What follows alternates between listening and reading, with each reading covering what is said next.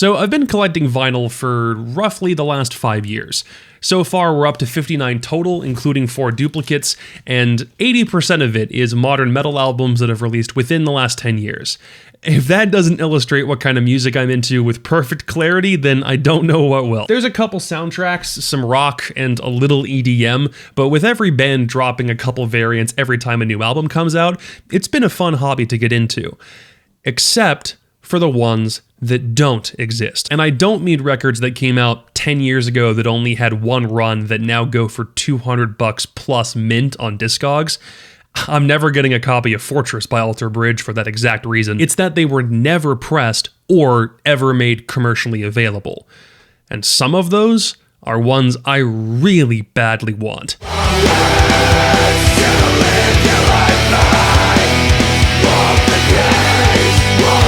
Considering how popular it seemed back in the day and what it did for Sleep's audience growth, the fact that Brainwashed never got a vinyl pressing was genuinely shocking when I found that out. I can't find anybody who talks badly about it. It's just generally considered a masterpiece, and it resonated with a ton of people back when it came out in 2015.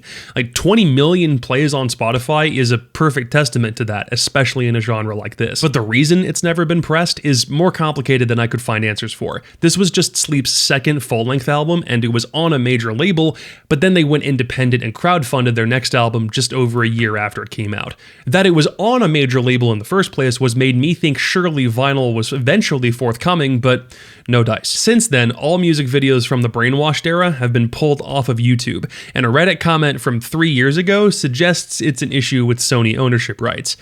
And as we all know, Reddit is about as much gospel as the gent shitposting Facebook group is. So I don't really know if there's really that much hope here, except This Is the Six got its first ever vinyl pressing in October of last year. You can buy it brand new right now, and it has Sony's name on the back. I don't know what happened in this case, but it now means Brainwashed is the only While She Sleeps album that doesn't have a vinyl component. If there was some sort of deal struck to get This Is the Six a couple of pressings, I am crossing my fingers that maybe someday Brainwashed can get the same treatment. And maybe even next year, because this thing turns 10 years old in 2025, which would be pretty dope, but we'll see. I'm still holding out hope for this one.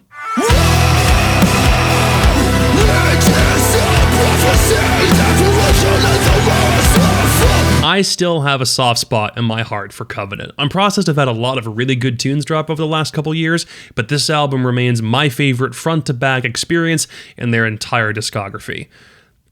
Even if the drums sound overcompressed as shit. Like Death Magnetic 2008 levels of bad. Artificial Void was where the band first started getting a lot more mainstream attention, but had it not been for Covenant, I don't think a lot of that attention would have stuck.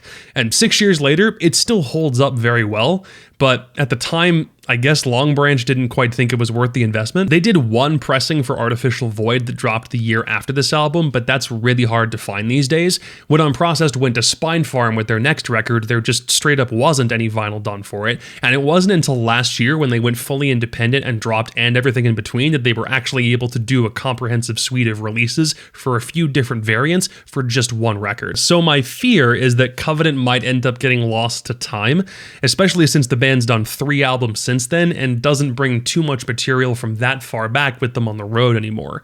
It might just be a timing thing, but it really hurts my heart knowing I might not be able to snag this one unless a miracle happens at some point in the next couple years.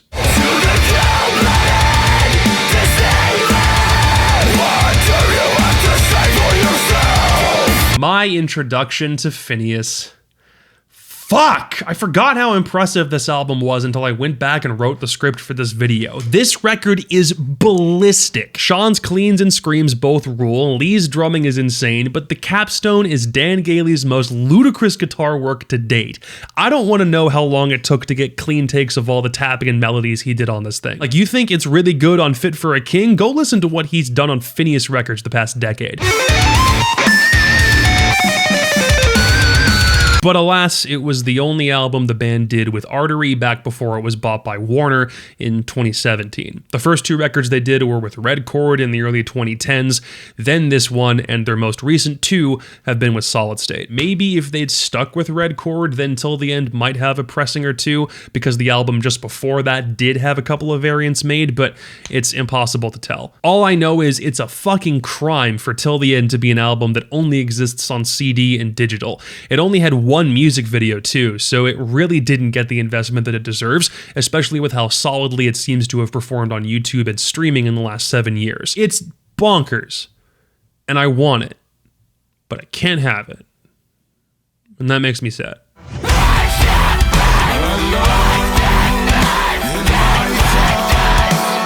If I went wishing every self-published solo artist I like had physical music, I would be listing off people for a solid hour. But I'm making an exception because I'm the biggest Drusive fanboy I know, and I don't have anybody else I can share this with. Drew has a take on rhythm, ambiance, and production that I don't really think I've been able to find anywhere else in modern metal or just music in general. The man has gear, guitar, and plugin demos that are all good enough to be single releases by themselves, and even more that would absolutely bust faces live if they were just a minute or two longer.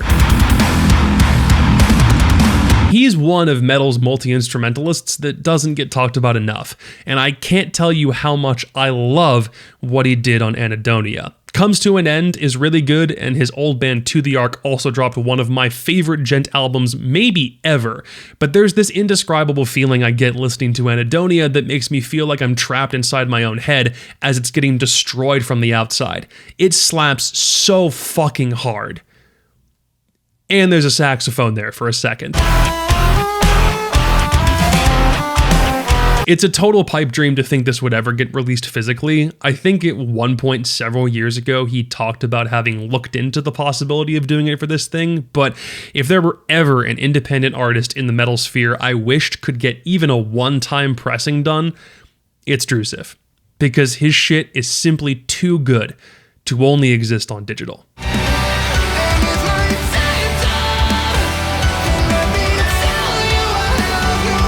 I did just talk about this album a couple of weeks ago, so I won't rehash everything here, but yeah, Time the Evaluator not having How Fleeting, How Fragile on vinyl just hurts my soul. I would instantly snatch it up in a heartbeat if it ever existed, and it's just ironic how I managed to fit the same album in 2 lists in 2 weeks. So just, I'm a fanboy, my bad! Debut albums for bands without any EPs released prior rarely get that kind of treatment, but it's made all the more frustrating seeing as the band hasn't had another album released since, and seems to kind of exist in a weird catatonic state right now. But this is one of those albums I don't want getting lost into the void. It's not often that a band from Dreambound gets the kind of success that they had early on, and other bands from their platform have gotten stuff made physically. Like, look, there's one of them right there. I'm not even blaming Long Branch for this one. I'm just upset. I mean, this whole video is just me being upset, but yeah, I don't know if anybody else feels the same way about the stuff that I do, but I think as a collector, it's a pretty normal thing to feel as though your collection has some holes in it.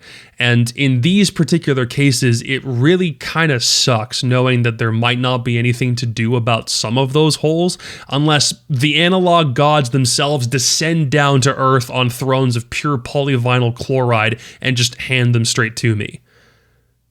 I had a dream about this once, don't question it, everything is fine, I don't do drugs. Anyway, if there's any albums that you can't add to your own collections for the same reason, then feel free to let me know in the comments below. And also, thank you a lot for all of the love that you've given this channel over the past couple of weeks. I'm glad that you found me, and I'm very humbled that you've been so nice. Now, please start being mean to me so I can feel something again, thank you. See, look, it's right here. I have to make sure I back up so I don't get my feet in the shot, because some of you are fucking weird.